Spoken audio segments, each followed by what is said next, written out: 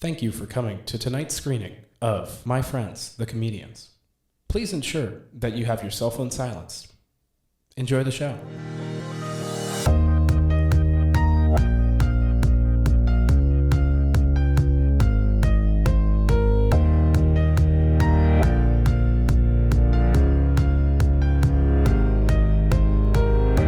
Hello, fellow joke enthusiasts, comedy connoisseurs, and champions of chuckle. Welcome back to the show.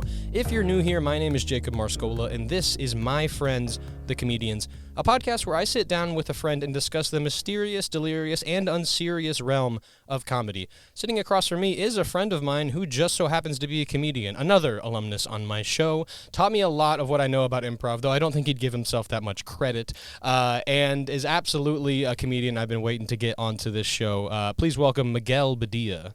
Hello, everybody. Hi, Jacob. Thanks for having me. Of course. You're too nice. I didn't teach you a thing. You did. You learned that all yourself. Oh, no. That's... You're being okay. I mean, we could tell them, but yeah, I did. I was pretty natural when I got into the room. I got in. You guys were like, yeah, he was an expert. As soon as Jacob walked in the door, we were like, "Oh my God, this guy's so good." Mm-hmm. Yeah, that's exactly what happened. Yeah, that's about what we talk about on the show. Really, is just how good at improv you are. The perspective that everyone else has had of like, oh shit, this guy's good. So basically, this podcast is about you. It's about me, but I bring on. I call it My Friends the Comedian just so that no one really understands. I'm kind of deflecting the egotistic undertones of the show. All right, makes sense. But it's good to have you on anyway. Yeah, thanks for having We'll me. try to talk about you a little bit. It's so good to have you on. Right before we recorded, Miguel said the age-old phrase, and by that I mean everything that everyone says when they get on my show is, I don't know if I'm a comedian. And absolutely he is. He did improv for, was it all 4 years of college? 3 years. I joined my sophomore year Your of college. sophomore year of college.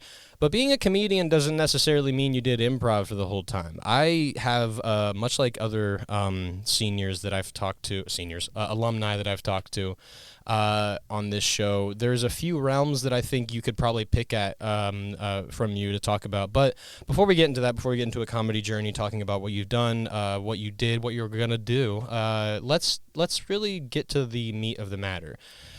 If your personality was distilled into one book on a coffee table, what would that be, Miguel? One book on a coffee table. So imagine a coffee table book. What book is that? And if you could make it real, that'd be great. If you have a book in mind, or like a type of book, if you could think of. Do you read? I read. Yeah? Yeah, I've recently gotten back into reading after graduating college. After high school, it made me hate reading, so eventually I decided to pick up books again. I don't know. I've been reading a lot of more like sci-fi fantasy type books, so that's kind of what I'm into. So maybe I'd be one of those books. That's fun. That's exciting. Do you have one that you're reading now, or like one that's... I'm currently reading The Way of Kings by Brandon Sanderson. Cool. It's a 1,000-page book. Oh my God! Why would you do that to yourself, Miguel? We're taking it little by little. Little by little. Getting back into it, like I said. Started it last year, and you finally reached the second chapter. Exactly. Absolutely. That's how it's going. That's awesome. That's a good approach. No one's given me a coffee table book that's just like, this is one I like right now. Yeah. See, it's been like, I'm sure other people on this show have given more funny answers. No, that's good. I like that answer. You've added science fiction to our book stack from the show's chronology. And this particular book will make the stack very high. This particular, oh yeah, this is a big. It's Honestly, a big book. this one being like, I forget what episode number this is. It might be like 11, but this one being like at the top, kind of toppling, is gonna be. That's a little dicey. It's a little dicey. It's a little scary, but we'll manage. Thank you so much for coming onto the show. I'm incredibly excited to talk to you, as I have been excited to talk to a bunch of alumni. I'm in a real talking to alumni mood this weekend. We have we had our Ridiculum stand-up show last semester, but now we have our Ridiculum improv show, the second annual.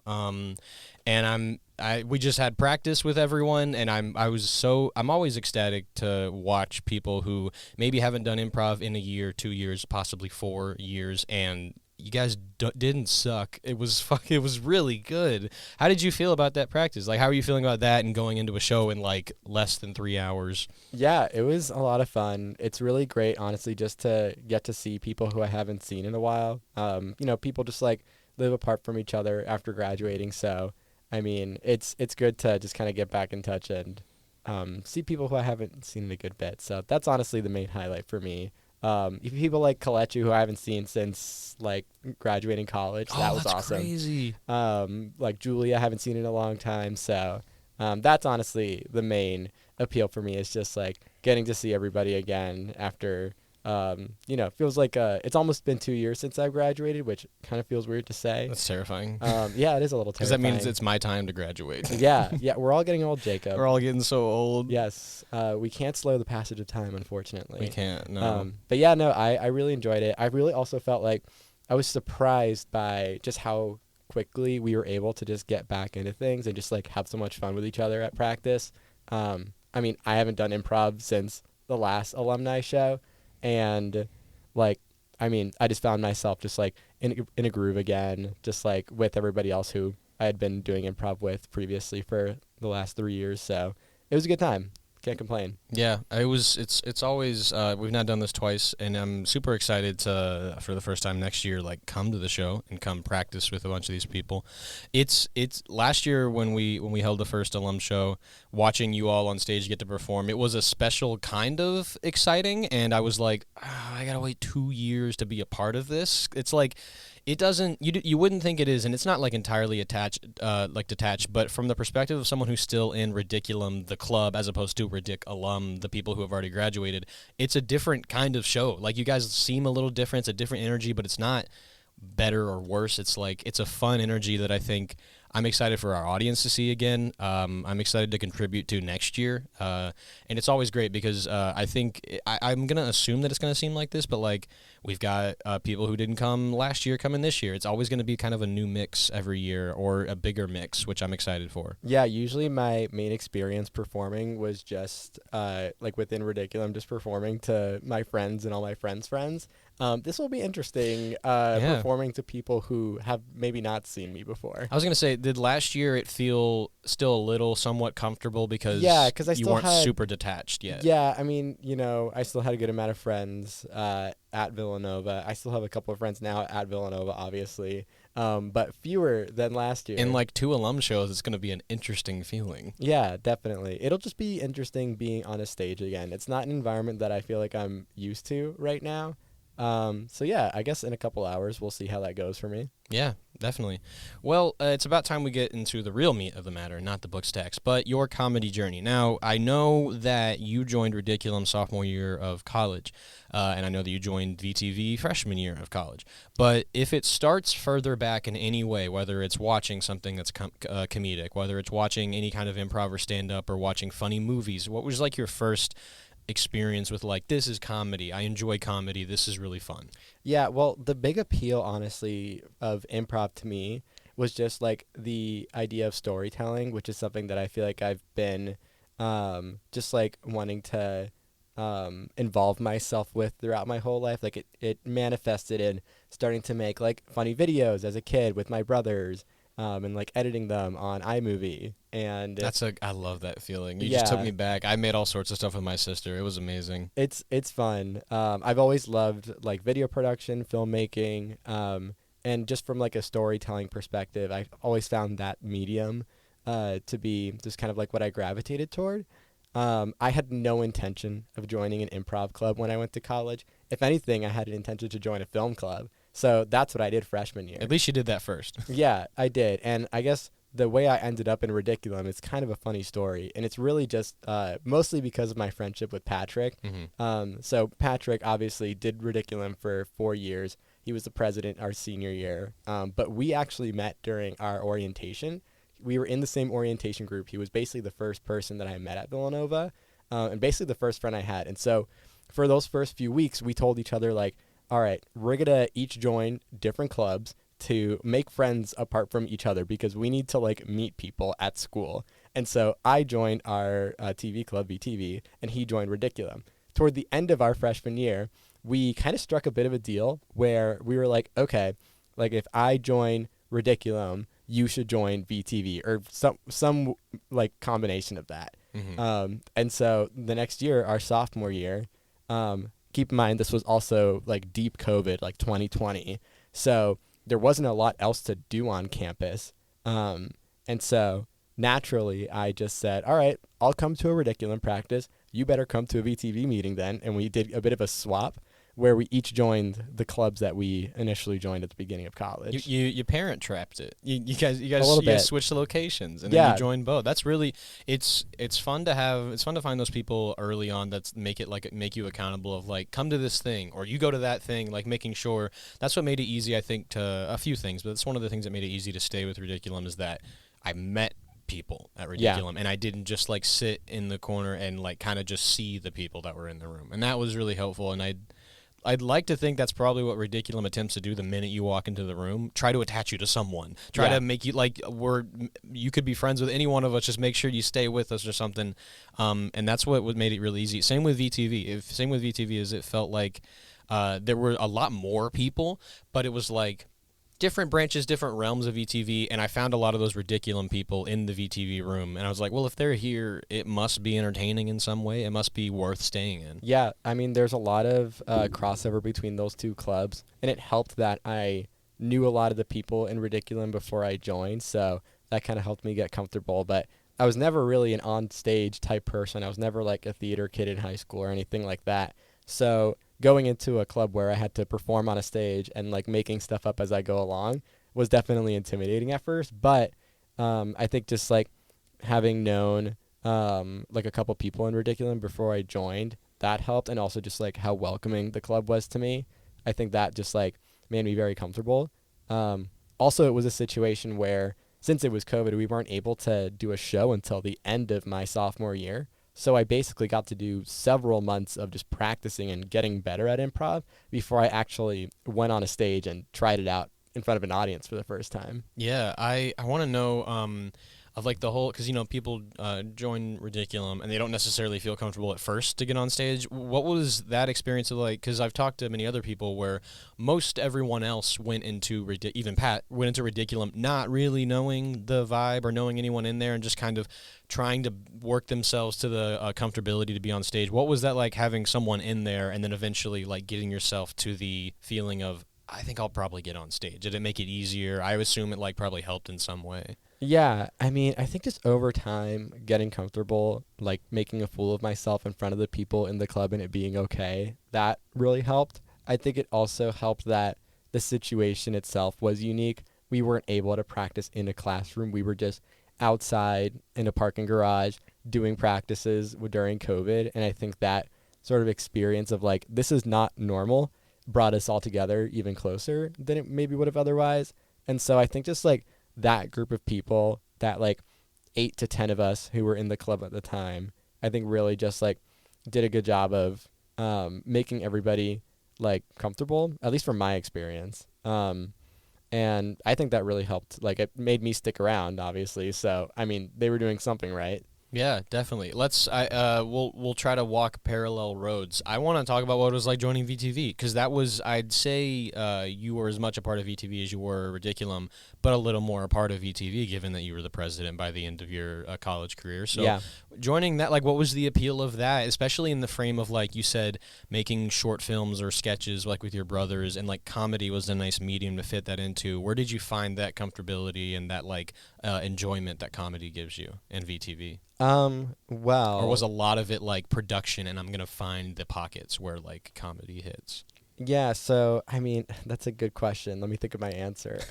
We can take a few hours. Yeah, no, I've got time. Well, I mean, like I said, I joined college like wanting to find something at least similar to like video production and like explore that more.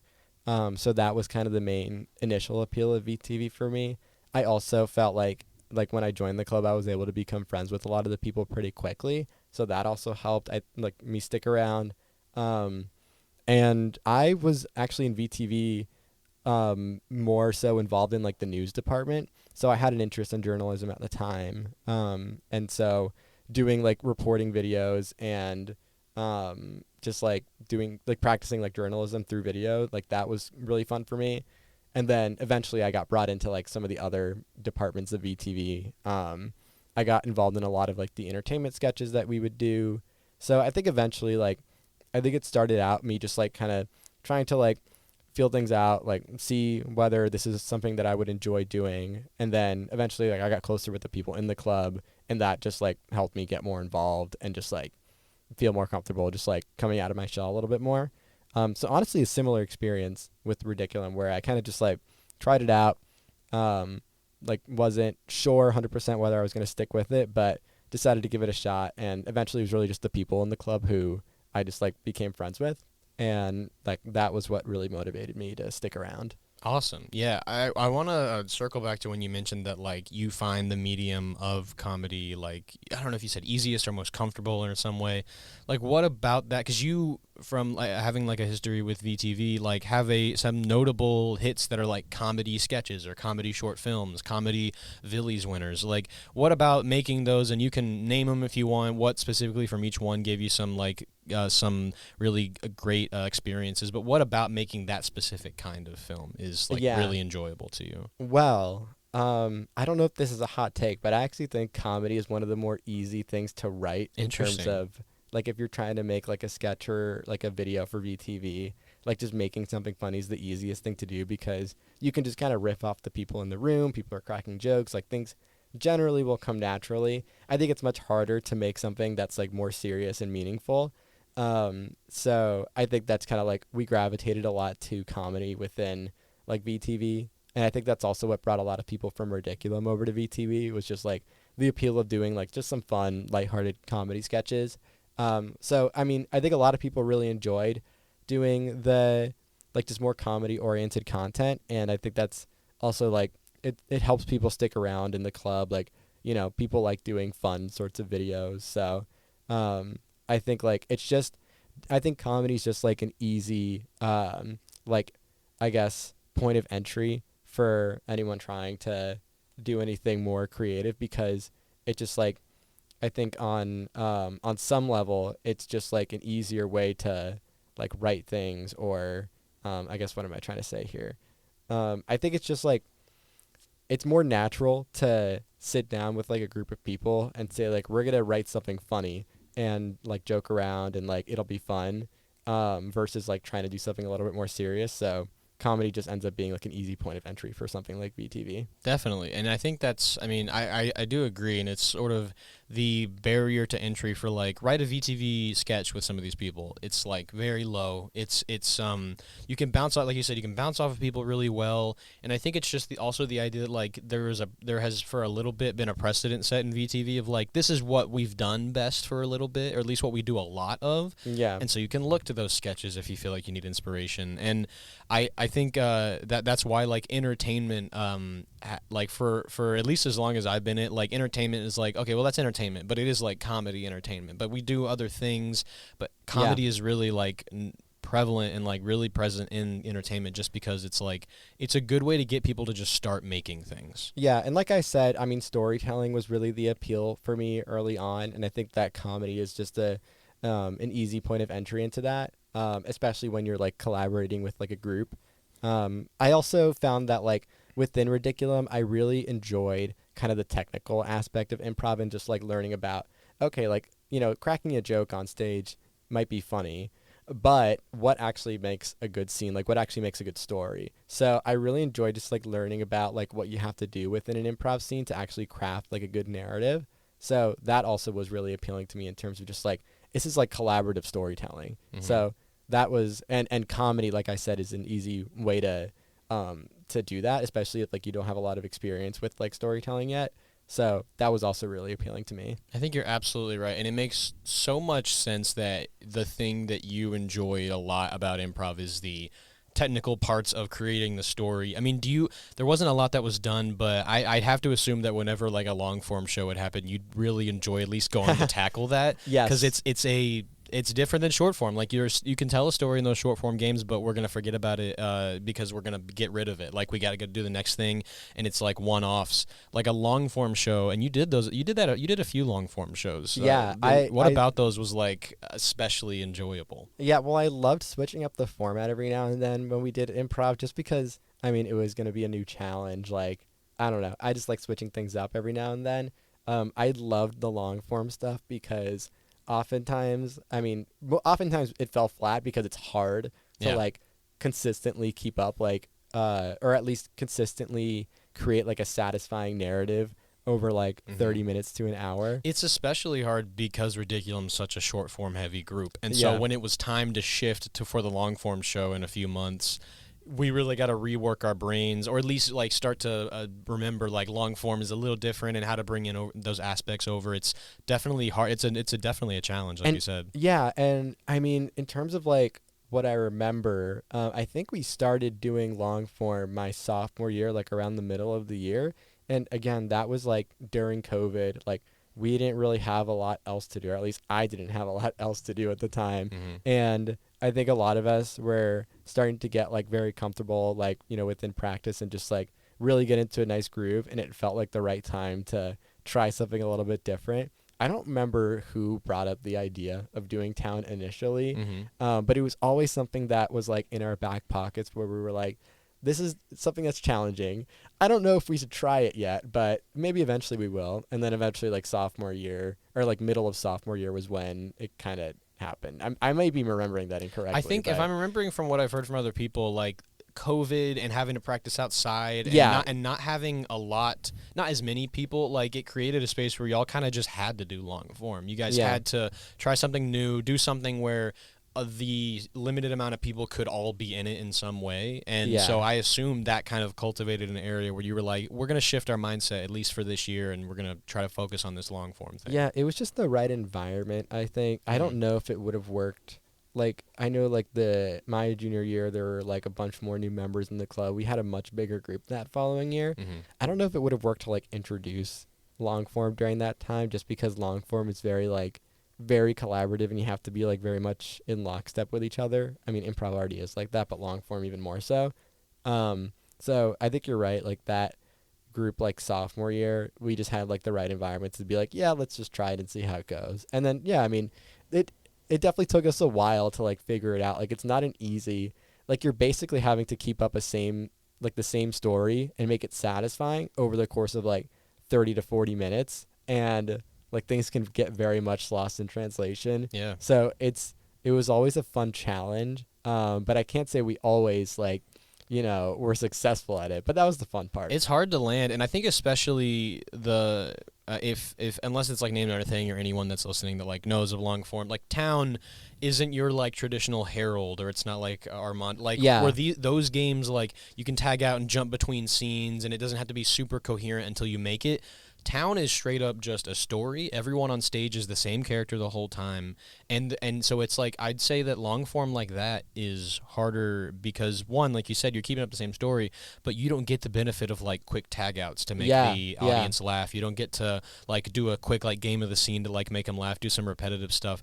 You have to just tell the story and also be funny in the midst of that story. You also can't just rely on like a snappy one-liner. I mean, you definitely can make those throughout. Yeah. But I mean, in a lot of scenes, like short form scenes, you know, it's like one bit and it's like, all right, this is the scene, end scene.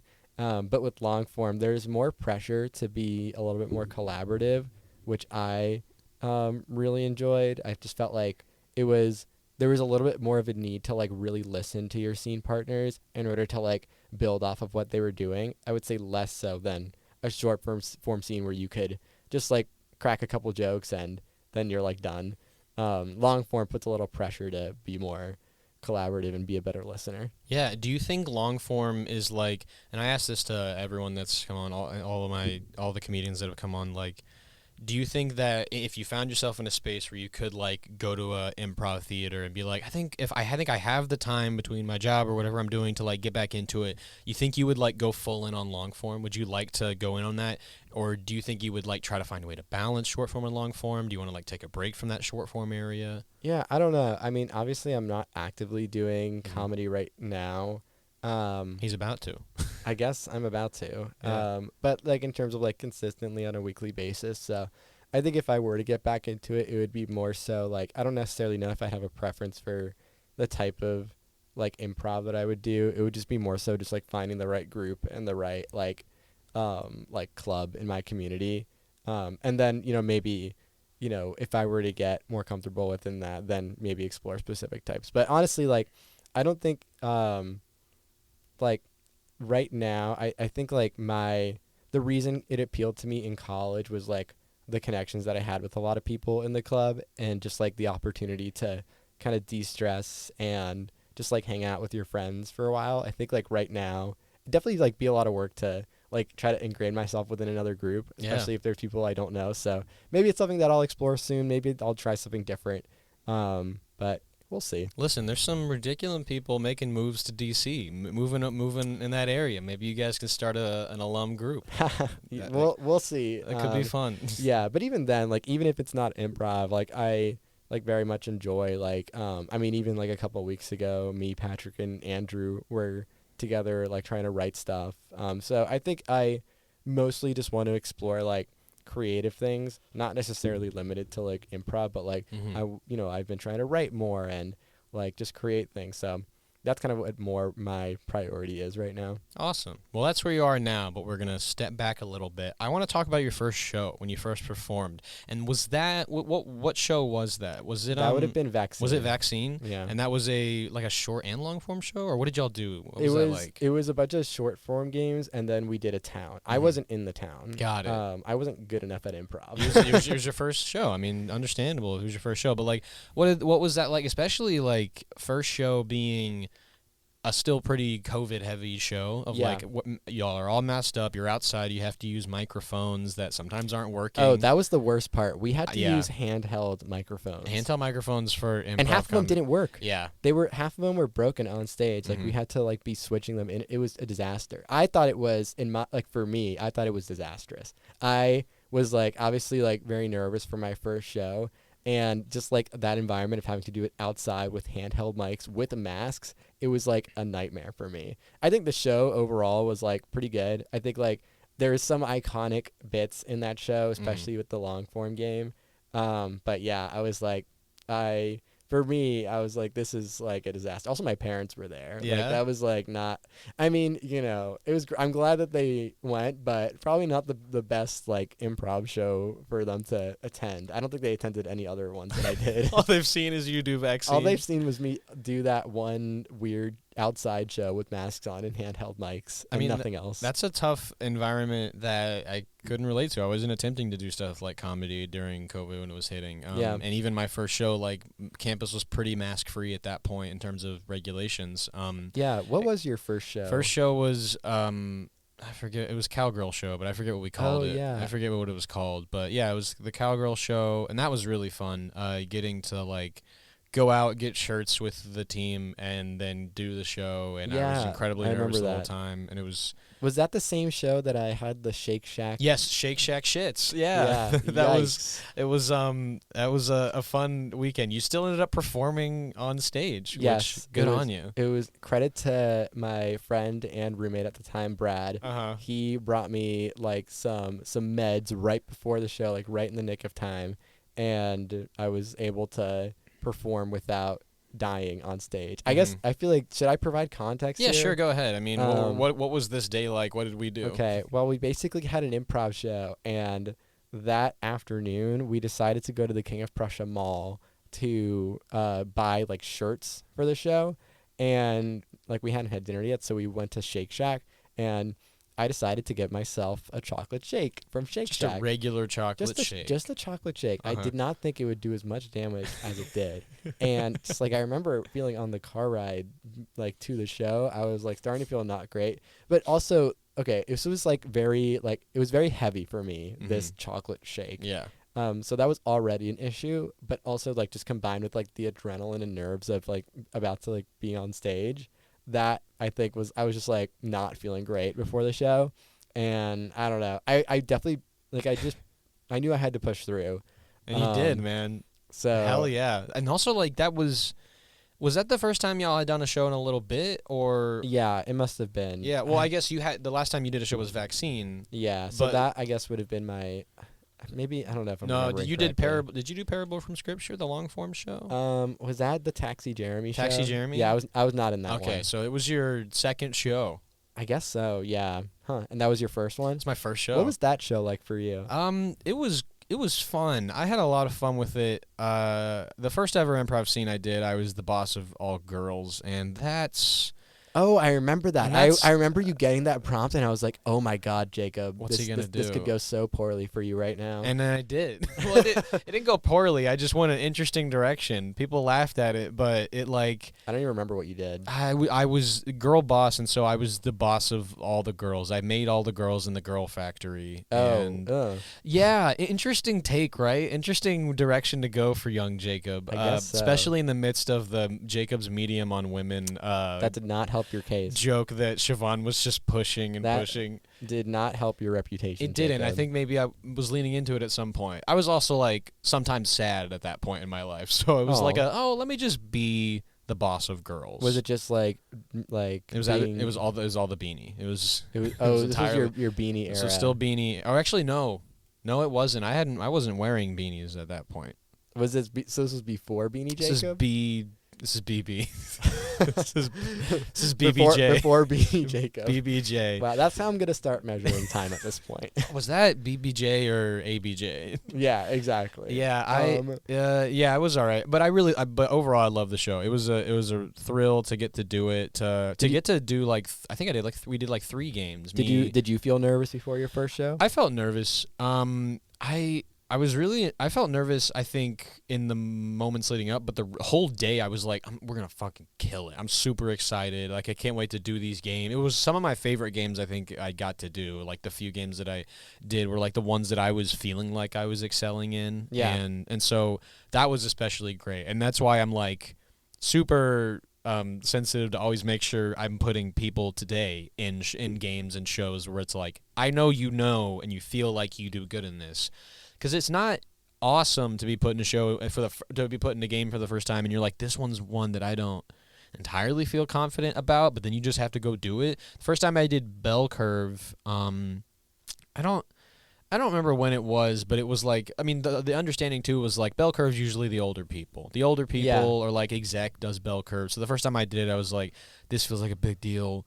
And I think it was probably all right. I don't remember much about it. I'd have to go back and watch a show to remember, but it was fun. And so it was the first show that I ever did was especially enjoyable just because exec made sure that I was in games I knew I could at least do and felt all right about, which was perfect. Nice. Well, Jacob, I'm actually very curious. So I feel like I have always been very, very picky about, well, maybe not picky, I just have preferences for which improv games I wanted to do or I felt that I was good at. Did I put you in a game No, tonight? No. That's not where I'm going with this. Oh, okay, I want to cool. know, Jacob, what are your least favorite improv games? Which ones do you hate? You know which one I fucking hate. Which one is that? It's a good game, Party Quirks. Party Quirks is a phenomenal game, and there's some phenomenal people that have gone through this club that have done phenomenal jobs doing it. Yeah. And I do other things. I'm with you. I hate Party Quirks. I can't. I've gotten more comfortable. A guessing game in general, which I've made myself get comfortable with because as a leader of the club, I can't just decide I don't want to do a game. I got to do it and lead by example. But guessing, especially in Party Quirks, there's a few people in Ridiculum that have always been great at it. We usually throw Justin in there and he's usually fine with it and he's good at guessing those characters. It terrifies me because you're in a regular improv scene, you're in charge of letting the scene go along with your partners.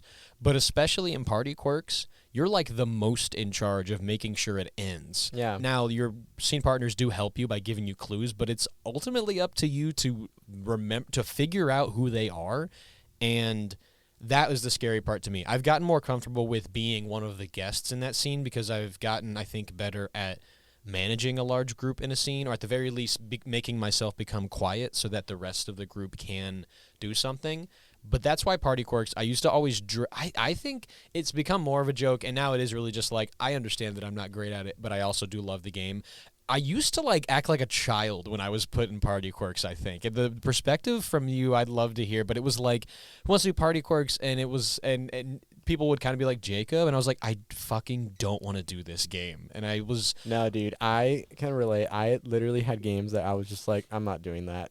it was I'm sorry, you can't make me do anything. I didn't. Yeah. What were some games that you were I just can't? And do you still feel that way about those games? Well, I always didn't love I didn't love the guessing games, but I don't like the static games where it's just character, someone doing a character. Mm-hmm. and like making jokes as that It's character. less of a scene and more of like a this is Yeah. the structure. Exactly. That's why it doesn't really appeal to me as much, is because I'm also like I don't have a lot of great like impressions or anything like that. Like I usually just play like some version of myself and Yeah. like maybe a silly little voice in scenes.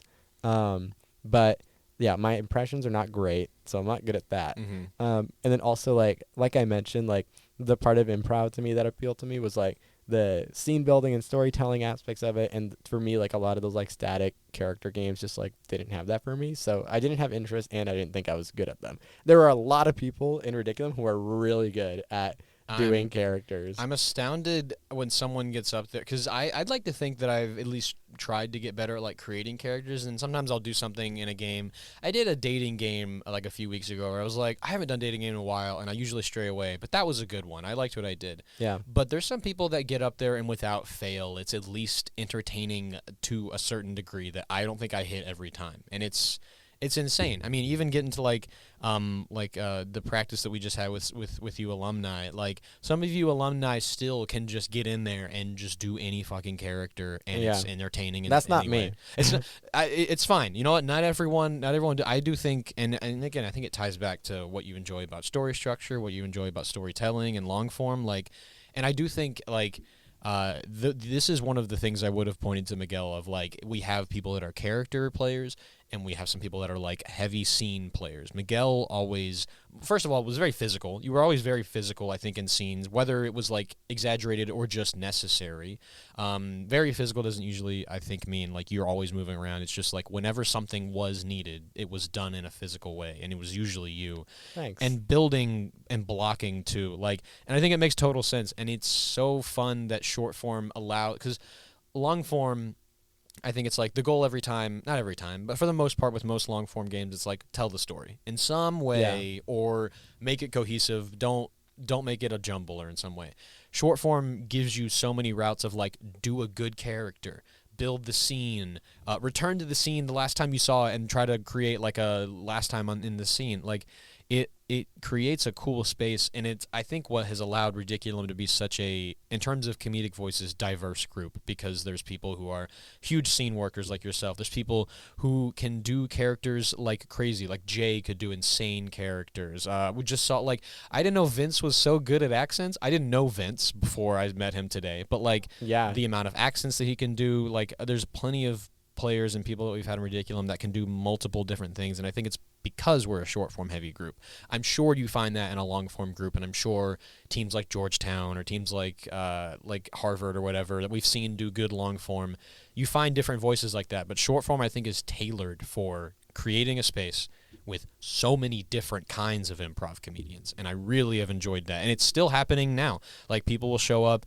and it's like, okay, we need to work on his scene work, but man, does he just fucking kill it every time we need him to do a character. And it's great to see those things pop up. Yeah, for sure. I mean, I think everyone has like their strengths within the club. I always felt like I kind of like got a better understanding of my role, so like I always felt like I was pretty consistent within like more scene type games as being like at the very least like a consistent presence, and not necessarily like I know for the most part I'm not gonna like completely derail a scene. Like I usually can read pretty well that like, okay, this is where the scene's going, this is what I need to like generally say or do. I don't necessarily like need to be like the funniest person on stage, because I know that there are people who are going to be that and who can like hit those points harder than I would. So I guess I've always felt like I'm more of like a setup type guy, where like I can be like in a scene with somebody really funny and like give them just like layups, and they can like or you know, tee it up for them and they can hit it out of the park. So that's what I felt like my role always sort of was. Watching you run like support in a scene is all, and there's been like some other great, like Owen can do like, will do like bombastic things sometimes. Yeah. But him, Justin and I have talked about us as like a trio whenever we've done scenes. more often than not, I'm initiating pretty quickly. Justin kind of toes the line, but will initiate sort of around the amount that I do. Owen almost always takes aux. He almost and for the auxiliary, as in you're not in the scene initially, but you come in at some point to help out and support. He's always supported really well, and there's always been other people in Ridiculum that have supported well like you, where that sometimes, and like a straight man or something, sometimes is funnier than the stupid voice that the guy's doing on the other side of the stage, because it points out the absurdity, and it's important to have. There's been scenes, you've been in scenes, I'm sure, or seen scenes where it's like, everyone in here is doing something like beyond reality. And it would be funny if one of you was not. Like it would be funnier, but everyone's doing something crazy. You always need, I think, that consistent force. I agree. Sometimes there are a little too many cooks in the kitchen. I think in order to have like a good, at least like a good short form game, there's usually like the other people in the scene have to be, like, people have to be willing to set each other up and like take a backseat when needed. So I always felt like that I was pretty good at like recognizing when like the audience really reacted well to a certain bit that someone said, and just continuing to just like feed the energy to that person. Like I don't necessarily need to like be making like the best one-liners, but if I can do a really good job of making my scene partner appear really funny, then I think I've done a good job. It's a hard thing to do. It's easy to do when you first join improv, because you're like, I don't have to do too much. I'm just gonna yes and. That's the easiest lesson to learn, but also sometimes the hardest lesson to learn. But then you get a little more experience, you feel this confidence, and it's easy to be like, okay, I'm gonna initiate, I'm gonna start the scene, I'm gonna be the driving force, and it's great to have those. And it is harder to find yourself getting back into the role of I need to support. Which did you in terms of, did you think you always kind of felt yourself easily falling into that? Did you have a journey of like, I'm starting to get a little confident, I'll do these characters, and then when maybe you like got older, did you feel yourself like, I'm gonna support because I know I can do that and I know these people are gonna be funny? I think that there are a lot of really funny people in Ridiculum, and a lot of people who are just really good at owning a scene. And I think that maybe when I first joined, or I could see like anyone when they're first getting into this sort of thing, maybe it's a little bit like overwhelming, and maybe there's a bit of a pressure that like you have to also be like a really big presence within every scene. But I think that gets people into a bit of a trap where they're like forcing it. I always felt like if I had a really good joke that I just like thought of, I'll definitely use it. But if there's nothing really that comes to mind, I will just do my best to listen to my scene partner and just go the direction that they want to go. So I think that it's honestly like, I think with time, it just comes with like understanding your role a bit. Like like at first there is that sort of pressure, like I said, to be like, you know, super funny and get a lot of laughs, and it feels good to get a lot of laughs, obviously. So, and get like a good reaction from your audience. But like, I think if everybody in a scene is trying to do that, then it could completely derail things, and it could make things like a mess. So I think like within every scene, or even every like sort of performance, like there has to be that like someone's going to be the center of attention. It's not necessarily a satisfying experience to watch people try to take the attention from each other. I think it's more satisfying to see someone get like set up really well and then like hit it out of the park. And so I think I kind of just like learned that a little bit over time. It's also just like from a storytelling standpoint, I'd rather the scene like make sense and be satisfying than like get my joke to like have a lot of laughs from the audience. Even if it's a great funny thing to say, sometimes like the funniest thing to say isn't necessarily like the thing that's going to make the scene the most satisfying. Like I'd rather not like blurt something out and it not really fit. So I think it's like over time with like practicing with Ridiculum and just like going to practice consistently, I kind of figured out like my role a little bit more. I mean, I think I'm generally pretty funny, but I don't necessarily think I'm always like the funniest in the room, especially within a group like Ridiculum.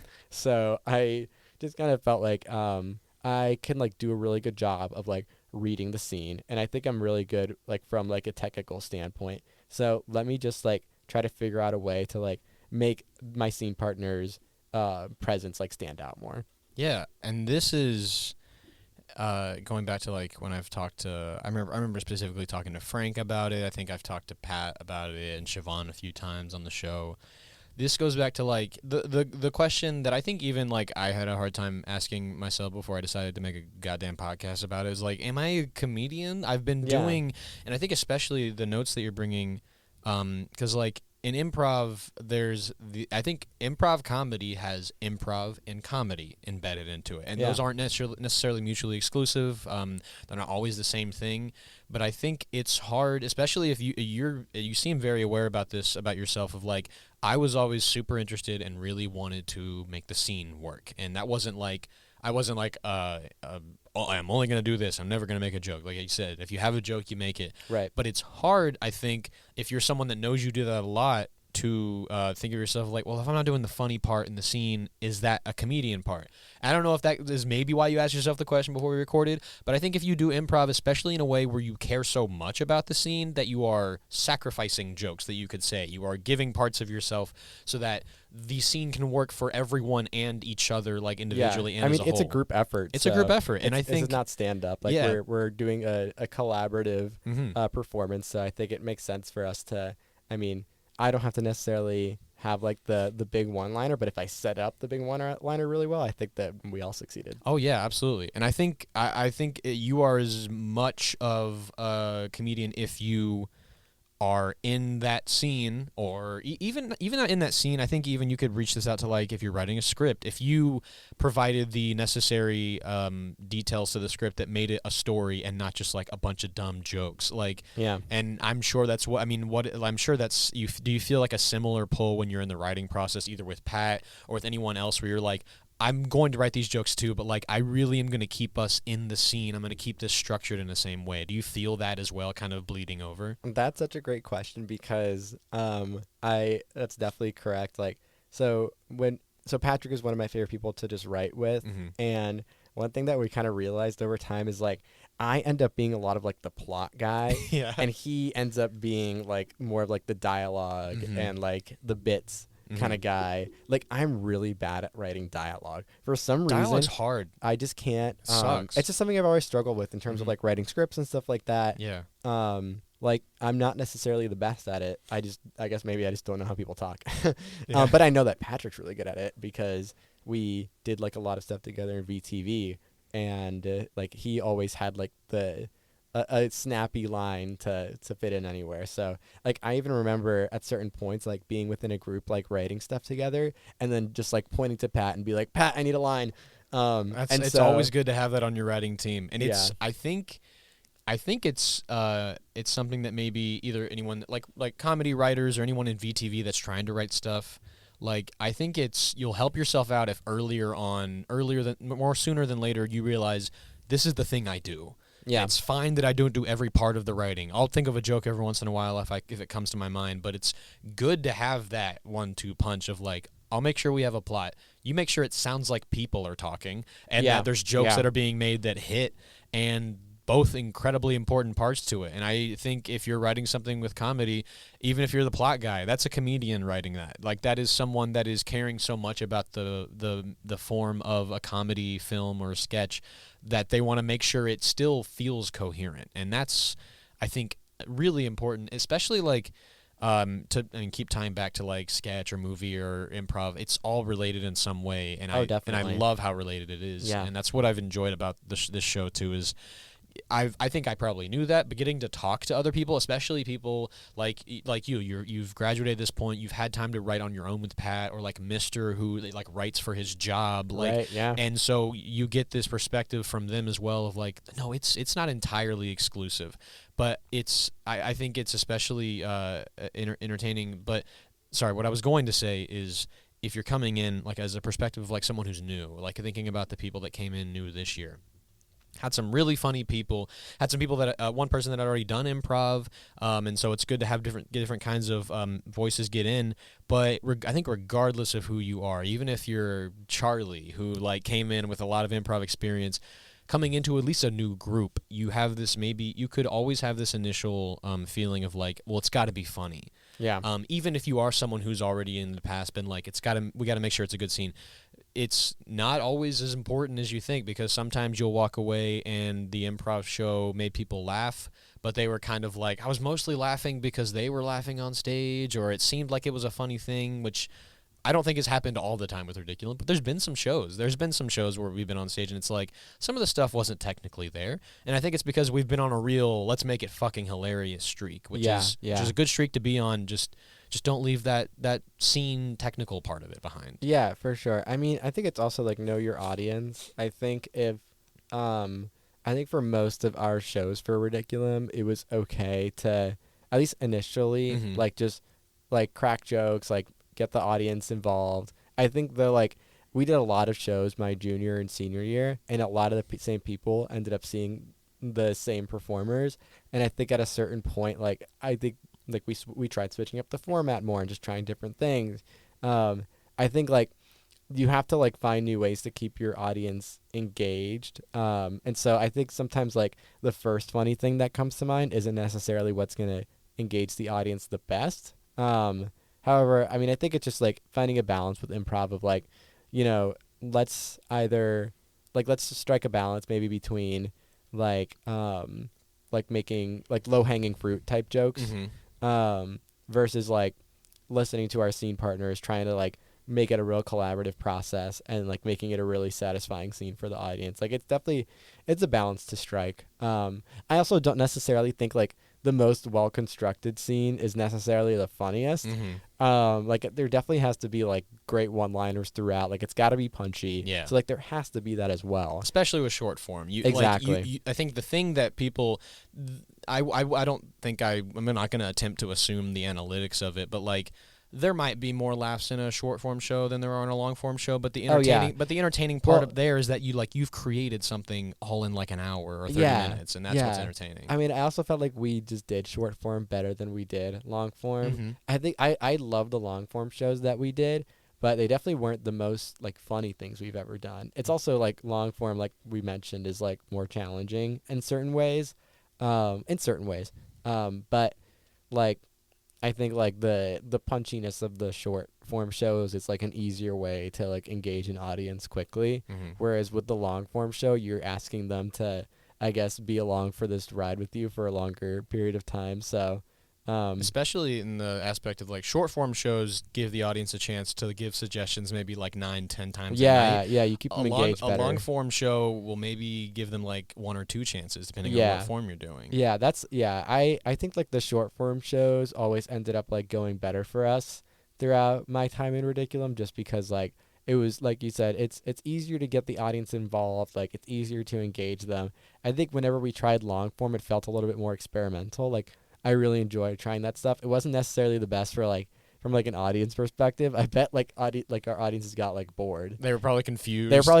Honestly, like there were probably times where y'all were having so much fun and they were like, I'm glad they're having fun. Yeah, it was mostly like, I'm glad that they are enjoying themselves up there, but I have no idea what's going on. Where's the games? When are they going to do a new thing? Yeah, that's the tough part. And like and you had mentioned like really like COVID and being like outside in the garage created a good space for y'all. Yeah. It's wicked hard right now to try to like, because there's some people that are in the club that are like, long form seems interesting to me. And I'm like, I want to introduce you to it, or I want you to get better at it, but if we take time to do long form, you like basically have to put short form on the side. Or not, like essentially you have to like commit that amount of time to like getting really good. It's time consuming to like really get good at long form improv because like, I mean, obviously you just have to like, you have to put in the reps, and it just takes longer to do that with a more long form format. So, I mean, but I really like some of the things that you guys have been doing lately, like doing like the PowerPoint show. That was so fun. Like, I mean, just like switching up the format a bit more. I think that's fun, especially if you're performing multiple times throughout a semester. Like, let's not just have like the same, like, you know, couple games every time. Like, I love that you guys are like switching it up and like just like having fun with experimenting with different formats. I think that's like a great part of like the art of doing improv is like you can try new things. And just like comedy in general, like there's so many different formats you can use, different ways that you can engage an audience. Like I love the stuff that you guys have been doing lately. Thank you so much. I'm excited. I mean, I loved on like the stand-up side, I can't believe it took us so long to do like open mics, and we've enjoyed doing. Awesome. That's so fun. The two we've done have been so like tiny, but there's such a great vibe. It's fun to like not have that much pressure, especially like every time I've written for a stand-up show, it's been like, fuck, I gotta. Stand-up is something that I never even It's really insane. like dip my toes into. The Schmancy show, which is like a formal, nice attire, it's like a whole gimmick or something. But we're gonna do like a end-of-year stand-up show. That might be the last time I write stand-up. I think I'm done with it. I'm gonna retire from stand-up after that, just because it's not even that it's like performing it. I think I've gotten pretty comfortable with, but it's like my brain no longer allows me to just so easily come up with a joke that's like for a set. I can't. I have such a hard time, and like I lose confidence the more I spend time and harp on jokes that I've written. I'm like, well, that's bad. I got to throw it away. And at that point, I got to redo a whole set. Improv gives me the like quick, like I said it then and they liked it and I don't have to worry about it because I'm never doing it again. And that's what I enjoy, I think, is that, and that's why I think I've gotten a little better and enjoyed it and felt it become more of my passion, because it's like there's not a lot of stress that can be created in this. In stand-up, it's like I've crafted this 5 minutes of jokes, of talking for you. I hope they turn into jokes, because if you don't laugh, it's just, I just wrote something for like the past month that means nothing. And if it doesn't, like, and I think there's a certain type of person that can handle that, like Kevin Keane and Noel B. Doherty can just like bomb and be like, fine, whatever, I'm just going to write like another page of jokes and I'll try it again. It requires you to be persistent. It's super persistent. And I think there's a grind that I think that exists in an improv comedian trying to continue to get better improv and like do it on bigger levels, and there's also a grind that exists with stand-up, and I think they're two completely different grinds, and one requires like you said, like persistence, and like I think consistency, and like making sure like you know your voice and being willing to like go out there and embarrass yourself.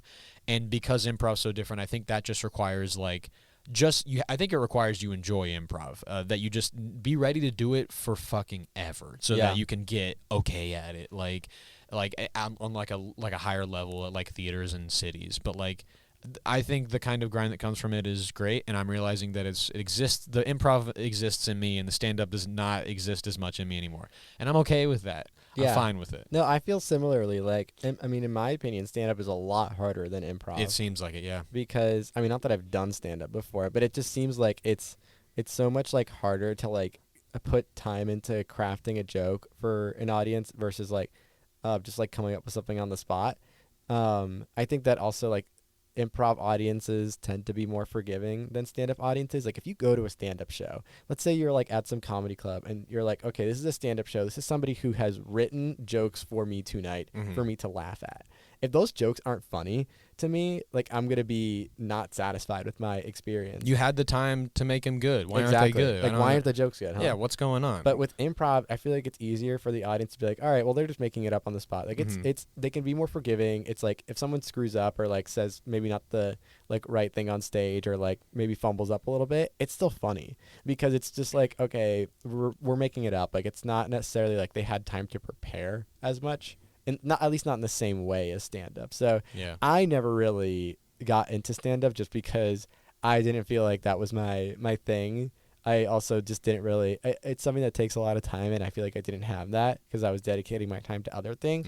However, I love that Ridiculum was able to grow its stand-up branch a bit more, especially with people like Kevin and Noel who have like done such a great job just like I mean putting up like really, really good shows and stuff like that, but also like getting people involved. So I mean props to them. I think it's great that like you guys have been able to like find a couple people to like really lead that area of Ridiculum and build it up. So I think that's pretty cool. Yeah, thank you. No, I'm excited for the future of both branches of the club. I'm ecstatic that Kevin is stuck around because I think it definitely would have been possible for him to just keep doing stand-up in New York and not hang out with us, and he probably still would have succeeded, so I'm glad he's still with us. Same with Noel. Like, I'm excited that they've both stuck, and, like, to have that kind of commitment exist in the club along with people that are, like, just, I would like to casually do improv. It's created a nice mix of we're all pretty committed to this, whether it's in a different way or not, and I really enjoy that. We have a little bit of time left, and I think I'm curious about like whether talking about VTV and Ridiculum because they were as much ingrained with each other in your life, like senior year, like your last year of Villanova. What I guess going into that, did you have like an idea of like this is maybe did you have anything of like, this is what I want to accomplish? I know that might be an easier answer to give for like stuff like VTV, and you can just talk about VTV if you want. But was there anything going into senior year, or even like in the middle of senior year, where you're like, I want to make sure I've left this with the club, or I've done this with the club, whether it's VTV and Ridiculum or one or the other? Yeah, so I think I went into my senior year of college with like a different goal than I think. So I guess for context, like senior year, I was the president of VTV. Mm-hmm. So like that was my main priority, and there were a lot of things I wanted to accomplish in the club. But and like obviously like I was still going to be doing Ridiculum, and I really wanted to just like have a good time there. And like I knew even though I wasn't on like e-board for Ridiculum, I was still like one of the older kids. So The de facto position of the Miguel Badia is existent. Yeah, oh yeah, it exists. Well, I'm proud that my legacy has carried on. But so I think I did go in with like some goals of like I want to do A, B, and C within VTV. But I think it really just changed throughout the year to like I just want to have fun and like help other people have fun. Like as a club leader, I felt that like it wasn't necessarily my place to like tell people what they should be doing within the club. Mm-hmm. It was mostly like just allowing or like being able to provide the space for people to do what they want to do. So that kind of ended up being more of my priority, and also just like trying my best to make sure people had fun within VTV and Ridiculum. So I think like initially my goal was like to take VTV and Ridiculum a little bit more seriously than I ended up doing. Like I think like maybe halfway through my senior year I was like, all right, you know what? I've got one semester left of college. Like I'm not going to like get too stressed about like doing these specific like creative things within the club. Like I just want to have fun and like help other people have fun. Yeah. So that became more so my priority. I don't know if that necessarily answers your question. No, it does. but- I think that's as much of a goal, especially like I think that's maybe something that like I think I could learn from, probably, at least from the perspective of being a leader in one of these clubs, or even just being a senior in both of these clubs, Yeah. is the like have fun and don't worry about trying to make sure people know exactly what they need to do at all times, because that changes and it's also not up to you most of the time. Yeah. And like I think it's as much of a goal to be like, let's make sure I have fun. And I think that says something about the fact that, and I think it was at least in the 2 years that you were in VTV while I was in VTV, of like you and like Mister and Siobhan and Pat and like and Lexi and like and Allie, like everyone in VTV and Ridiculum, these like older people did so much for the club, and I think absolutely any one of them probably should have been allotted and were allotted. Like if you in that last semester, if you just want to have fun, it's fine. Yeah. Well, Just I think do it's also like at a certain point, like, yeah, like I have a leadership position within this club. Like I'm the leader of this club, and you know, people, even though I wasn't on like the board of Ridiculum, people still looked somewhat to me as like a leader. Oh, for sure. But I think at a certain point, like, you're leading as a leader of the club. Like, you're not you're not other people's boss. Like, these are your peers. You know, these are your friends, your fellow students. It's not like we're working for like a company and like we need to do A, B, and C, or else you know we won't meet our goals for the year or whatever. Like, it's mostly like I kind of just recognized eventually that like my role was more so just to like help provide the space for people to have fun and do what they want to do. And it's not necessarily like being president of a club is not necessarily a position to be like bossing people around or like imposing your will upon others and all that sort of stuff. It's mostly just like just helping people do what they want to do. Yeah. And that's how I felt about both VTV and Ridiculum.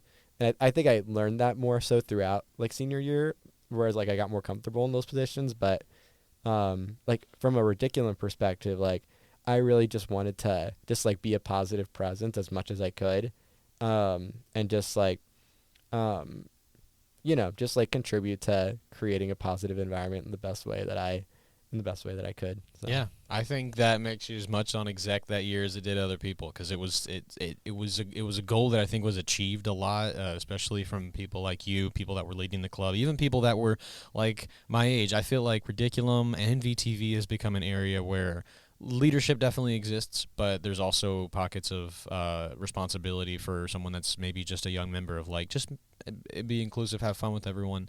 I think you're one of the best presidents to have gone through VTV and or Ridiculum. Thank you. And it was incredible to be under your administration, sir. Wow. Yeah. If you want to call it administration, that's. I've enjoyed as like a joke, like referencing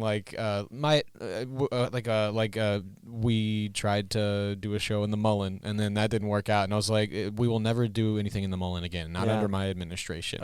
Talking about other people's, like, under Pat's administration, it's not interesting. It's fun to play with, but it was super fun having you in the club, and it was super fun having you on my show too. Yeah, thanks for having me. This is an honor, Jacob. Of course, it was so great. Of course, it's an honor because this is about me, the show.